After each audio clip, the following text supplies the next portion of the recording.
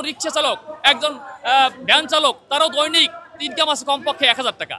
তো একজন শিক্ষকের সর্বসকলের বেতন ১৭,০০০ টাকা, ৫০০ টাকা। নাস্তা পায় দৈনিক ৬ টাকা ৬৬ পয়সা।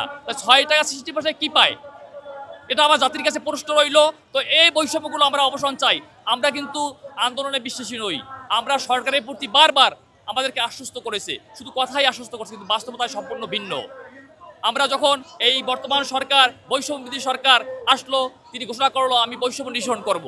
তখন আমরা আমাদের প্রস্তাবগুলো উপস্থাপন করলাম। আমরা কোনো রাজপথ দখল করি নাই। আমরা সাংবাদিক সম্মেলন বিভিন্ন স্মারকলিপির মাধ্যমে আমরা অবহিত করেছি। কিন্তু তার বারবার আমাদেরকে বলছে আপনাদের দাবি বাস্তবায়নের পথে।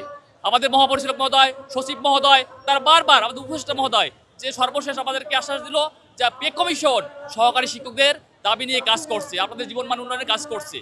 যখন এই কিছুদিন পূর্বে আমাদের ১ সপ্তাহ পূর্বে যখন আমাদের শিক্ষক নেতৃবৃন্দ ডাক পেল পে কমিশনের সাথে সাক্ষাৎ করার, তখন পে কমিশন থেকে তাদের স্পষ্ট জানিয়ে দেওয়া হলো শিক্ষকদের জীবনমান উন্নয়ন, গ্রেড উন্নয়ন, বৈষম্য নিরসন এটা পে কমিশনের কাজ না। তাহলে আমরা কি পেলাম?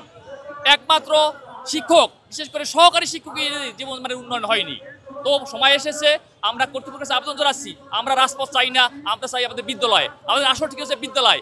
আগে শিক্ষকদের জীবনমানের উন্নয়ন করুন, শিক্ষকদের আর্থিকভাবে নিরাপত্তা দিন, তারপর আপনি মানসম্মত শিক্ষা নিশ্চিত করুন। এটা আমাদের দাবি। কারণ একজন শিক্ষককে তার আর্থিকভাবে দায় মুক্তি না দিলে সে টেনশন নিয়ে কিভাবে তার ছেলেমেয়ের কালকে স্কুলে বেতন দেবে, রিক্সা ভাড়া দেবে, বাবা মায়ের ওষুধ কিনবে, সংসার চালাবে, কেনাকাটা করবে, এই টেনশন নিয়ে কিভাবে সে তার শ্রেণীকক্ষে ভালোভাবে পাঠ্যপুস্তক করবে, এটা আমার জাতির কাছে প্রশ্ন রইল। তো আশা করি শিক্ষকদের জীবনমান উন্নয়ন করবে। স্বাধীনতার ৫৪ বছর হয়েছে, এখনো শিক্ষকরা তারা ৩য় শ্রেণীর নাগরিক। এটা কিন্তু বৈষম্য নয়। আমার অফিসের ক্লার্ক সে ১০ম গ্রেড পায়, আমি শিক্ষক আমি ১৩তম গ্রেড।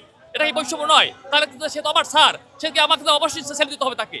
তো এইটা একজন শিক্ষককে যদি ৩য় শ্রেণীর নাগরিক রেখে এই দেশ কখনো উন্নয়ন হবে না, মানসম্মত শিক্ষা নিশ্চিত হবে না।